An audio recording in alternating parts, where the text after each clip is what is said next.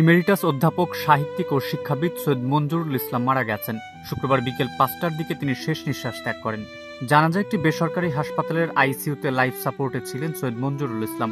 বিকেল ৫টার দিকে চিকিৎসকরা তাকে মৃত ঘোষণা করেন। জানা গেছে, সর্বসাধারণের শ্রদ্ধা নিবেদনের জন্য আগামীকাল শনিবার সকাল ১১টায় তার মরদেহ কেন্দ্রীয় শহীদ মিনারে রাখা হবে।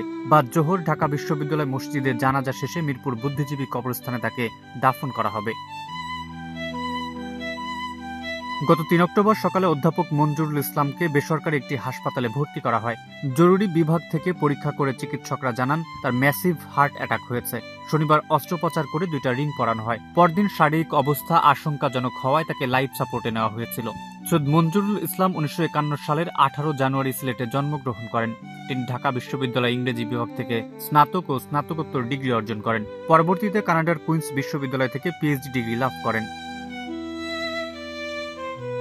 পেশাগত জীবনে সৈয়দ মঞ্জুরুল ইসলাম ঢাকা বিশ্ববিদ্যালয়ের ইংরেজি বিভাগের অধ্যাপক হিসেবে দীর্ঘদিন দায়িত্ব পালন করেছেন। তিনি সাহিত্যিক, অনুবাদক ও প্রাবন্ধিক হিসেবেও পরিচিত।